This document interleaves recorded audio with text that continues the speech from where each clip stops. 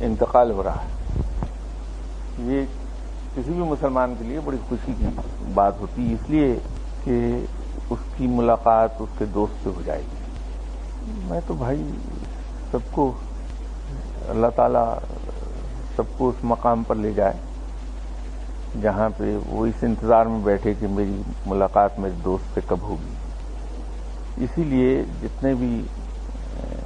نیک لوگ ہیں ان پر موت کا خوف کبھی طاری نہیں ہوتا، بلکہ خوش ہوتے ہیں موت کے نام سے، اور وہ خوشی بس ایک ہی ہوتی ہے یہ کہ چلیے اب ہماری ملاقات اپنے دوست سے ہو جائے گی۔ تو اس میں تو کوئی ایسی بات ہے نہیں برا ماننے کی یا رنج کی، تو خوشی کی بات ہے۔ اور اس کے علاوہ نہیں، وہ صبر کے زمرے میں نہیں آئے گی بات، وہ جہاد کے زمرے میں آتی۔ ابھی پچھلی کسی سیٹنگ میں نے گزارش کی تھی کہ جہاد 9 قسم کا ہے، اور اس میں اولین جہاد جو ہے وہ جہاد فی النفس ہے، نفس کے ساتھ جہاد کیا جائے، اور اپنے نفس کو، نفس کے 3 مراحل ہیں نا، قسم تو ایک ہے لیکن اس کے مرحلے 3 ہیں۔ ایسا نفس جو دنیا کی طرف پوری طرح راغب ہے، یا جو نفس آدمی کو خواہشات کا غلام بناتا ہے، یا یوں کہیے کہ جب انسان اپنے نفس کا غلام ہوتا ہے تو وہ نفس امارہ کہلاتا ہے۔ لیکن جہاں انسان گناہ سے نفرت کرنے لگتا ہے اور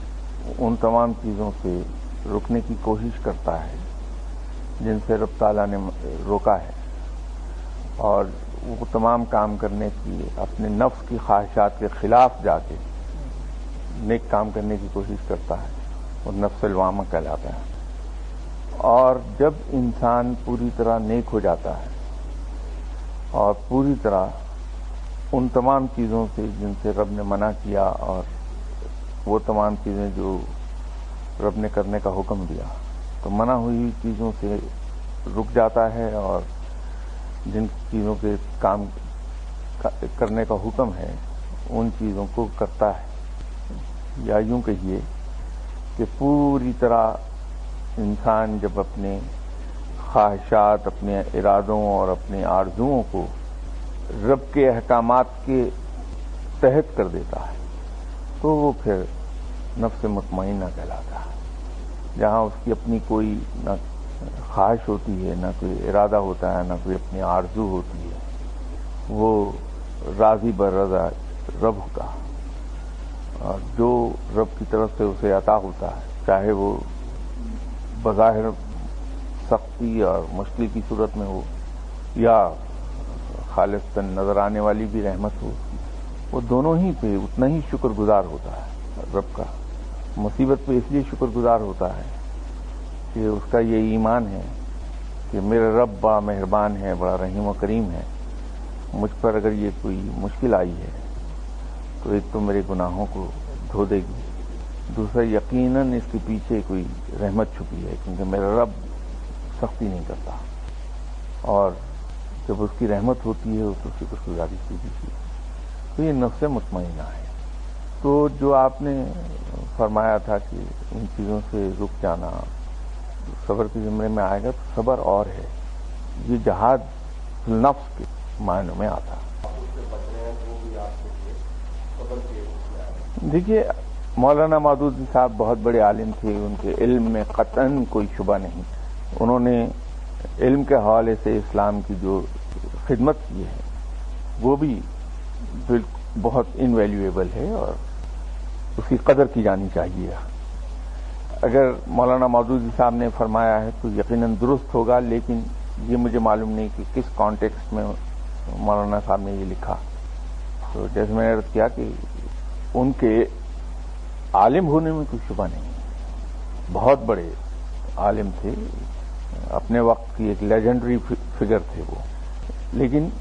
انہوں نے اگر اس کو ایسا لکھا ہے تو اس کا کوئی کانٹیکسٹ ہوگا۔ تو جب بھی آپ کسی چیز کو اس کے کانٹیکسٹ سے ہٹا کے ریڈ کرتے ہیں تو اس کا مفہوم قطعی طور پہ بدل جاتا ہے. لیکن جہاں تک میں سمجھتا ہوں بغیر اس کانٹیکسٹ میں گئے، اسٹریٹ آپ کا سوال جو آپ نے فرمایا کہ انسان اگر اپنے آپ کو دنیاوی آلائشوں سے روکے اور ان تمام کاموں سے رکے جس سے اللہ نے منع کیا ہے یا عرف عام میں جو گناہ کے کام کہلاتے ہیں، نفس اس کو اس طرف کھینچ رہا ہے لیکن وہ آدمی نفس کے خلاف لڑ رہا ہے اور نیکی کی طرف جاتا ہے، تو میرے نزدیک یہ جہاد کے پہلے مقام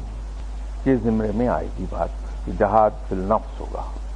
لیکن میں پھر عرض کر دوں کہ مولانا صاحب کی کسی بات کی تردید کرنے کی پوزیشن میں یوں نہیں کہ میں تو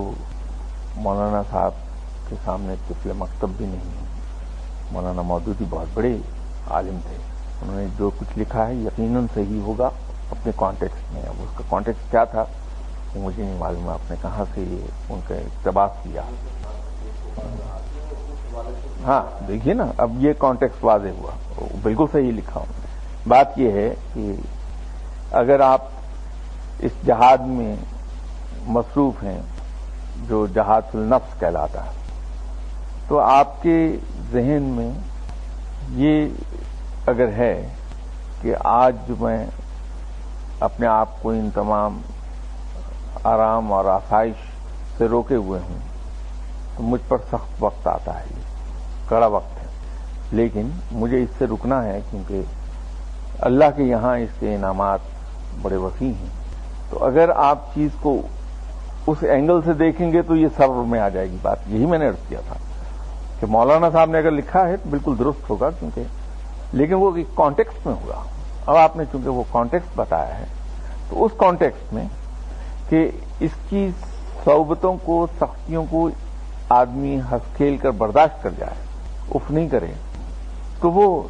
جو برداشت کر رہا ہے اس کو ہنستے ہوئے وہ صبر کے زمرے میں آ جائے گا. اس کا انعام بہت ہے. یہ تو ہر چیز جو کسی نے لکھی ہے کسی عالم نے، کیونکہ یہ لوگ ہیں جنہوں نے اپنی عمریں گنوا دی علم حصول علم میں اور بہت محنت اور گہرائی سے جا کے ریسرچ کی ہے، ان کے علم کا مقام تو کچھ اور ہے جناب.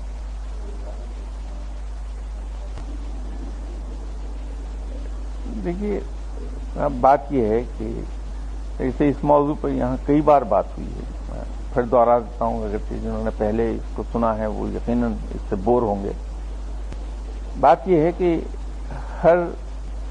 روح کی ایک اپنی انفرادی ماہیت ہے اور اسی طرح ہر جسم کی اپنی ایک باڈی کیمسٹری ہے. اسی طرح ہر روح کا اپنا ایک رنگ ہے اور ہر روح کی ایک مخصوص خوشبو ہے. ہر روح کا اپنا ایک کنٹرولنگ ورڈ ہے مخصوص اس کا. جیسے کائنات وجود میں آئی کہ رب نے ایک لفظ کہا کون، اور یہ وجود میں آ گئی. تو جب ہم ایسے وظائف پڑھتے ہیں جو اس کنٹرولنگ ورڈ سے کمپیٹیبل ہیں تو ہمیں اس کا فائدہ ہوتا ہے. پھر کچھ آپ کو وظائف ایسے ملیں گے جو نیوٹرل ہیں اور کچھ ایسے وظائف بھی ملیں گے جو کمپیٹیبل نہیں ہیں، اس سے نقصان ہونے لگتا ہے. وہ جو اجازت والی بات ہے وہ اس طرح سے ہے، اب یہ کسی کی ملکیت، میراث اور جائیداد تو ہے نہیں وظیفہ کہ آپ کو اس کے استعمال سے پہلے اجازت چاہیے. وہ صرف اس لیے ہے کہ اجازت سے مراد یہ ہے کہ آپ کسی صاحب علم سے پوچھیں گے کہ میں یہ وظیفہ پڑھ لوں یا نہیں پڑھ لوں. وہ صاحب علم چونکہ اس پہ اللہ کی رحمت ہے اور رب تعالیٰ نے اسے یہ علم عطا فرما دیا ہے اپنی رحمت کے صدقے، تو وہ جانتا ہے کہ آپ کی روح کی باڈی کیمسٹری کیا ہے، اس وظیفے کے اندر جو الفاظ ہیں وہ اس سے کمپیٹیبل ہیں کہ نہیں ہیں، تو وہ آپ کو بتا دے گا. اب یہ تو ہے اس کی دینی، مذہبی اور روحانی توجہ، لیکن اس کی سائنٹیفک توجہ یہ ہے کہ آپ نے دیکھا ہوگا کہ ڈاکٹر جب کسی آدمی کے ساتھ یہ اسٹیبلش کرنے کی کوشش کرتے ہیں کہ اس کو بلڈ پریشر کا مرض تو نہیں ہوا، تو آؤٹ رائٹلی چیک کر کے ڈکلیئر نہیں کر دیتے کہ اسے بلڈ پریشر ہے یا لو بلڈ پریشر ہے اس کا، بلکہ وہ یہ کہتے ہیں کہ صاحب یہ آپ آلہ لے جائیے اور اس سے ہر گھنٹے کے بعد آپ 3 دن تک اپنا بلڈ پریشر ریکارڈ کیجیے۔ وہ چارٹ بنا کے دیتے ہیں جس میں ہر گھنٹے کے بعد درج کرنا ہوتا ہے آپ کو، تو اس سے پھر وہ اسٹیبلش کرتے ہیں کہ آپ کے بلڈ پریشر کی صورتحال کیا ہے۔ تو اگر آپ اپنا بلڈ پریشر چیک کریں تو اس میں ایک آپ کو مخصوص اس کا گراف ملے گا کہ دن کے کچھ حصوں میں بلڈ پریشر لو تھا، پھر کچھ پر کانسٹنٹ چلا، کچھ پر ہائی ہو گیا۔ در حقیقت اس کا تعلق جو ہے وہ لونر سسٹم سے ہے۔ خواتین کا بھی جو ان کی ریپروڈکشن سائیکل کا تعلق وہ لونر سسٹم کے ساتھ ہے۔ تو دن کے کچھ حصوں میں انسان کی بلڈ پریشر بہت ہائی ہوتا ہے اس وقت، اور یہ وہ وقت ہوتا ہے جب انسان کے دماغ کو میکسیمم آکسیجن مل رہی ہوتی ہے، اور جب دماغ کو میکسیمم آکسیجن ملے گی تو دماغ اتنا ہی زیادہ ریسیپٹیو ہوگا۔ اب اس کا ایک پہلو یہ ہے، دوسری سائڈ اس کی یہ ہے کہ انسانی جسم کے اندر سب سے زیادہ سینسٹیو ایریا اس کا پیلٹ ہے، تالو جسے کہتے ہیں۔ اور اس کا ایک ثبوت یہ ہے کہ وہ لوگ جو سگریٹ پیتے ہیں اور منہ میں دھواں رکھ کے نگلتے نہیں بلکہ اسے ایکزیل کر دیتے ہیں، تو ان سے اگر آپ کہیے کہ یہ تمہیں لت لگ جائے گی، کہ سب مجھے کیسے لگے گی، میں انہیل تو کرتا نہیں، میں تو دھواں منہ سے ہی باہر پھینک دیتا ہوں، لیکن حیران کن طریقے پہ کچھ عرصے کے بعد وہ اس کے عادی ہو جاتے ہیں۔ وجہ یہ ہے کہ بے شک وہ انہیل نہیں کرتے، لیکن سگریٹ کے دھوئیں میں جو موجود نیکوٹین جو ہے اس کے کچھ نہ کچھ اثرات، کیونکہ دھواں تالو سے ٹچ کرتا ہے تو بہت خفیف سے اثرات دماغ کو پہنچتے ہیں اور دماغ اس کا عادی ہو جاتا ہے۔ یہ پیلٹ کے سینسٹیو ہونے کا سب سے بڑا ثبوت ہے۔ اب وہ تالو جو ہے وہ انسانی جسم کا سب سے سینسٹیو ایریا ہے۔ اب آپ اگر کبھی تجربہ کریں اور دیکھیں کہ جب کوئی شخص کوئی بھی لفظ ادا کرتا ہے تو انسان کی زبان ہر لفظ کے ساتھ ایک ڈفرنٹ اینگل کے ساتھ تالو کو جا کے ٹچ کرتی ہے، اس سے اس میں وائبریشن پیدا ہوتی ہے اور وہ وائبریشن دماغ تک جاتی ہے۔ تو جب آپ کسی صاحب علم کے پاس آپ جائیں گے، اور اس سے پہلے میں کہ وہ صاحب علم کی طرف جاؤں یہ عرض کر دوں کہ انسانی دماغ کو اگرچہ میڈیکل سائنس اس کو شاید نہیں مانتی، لیکن بالکل اسی طرح جس طرح کے زمین کے بارے میں ہم کہتے ہیں کہ صاحب اس کے بیچوں بیچ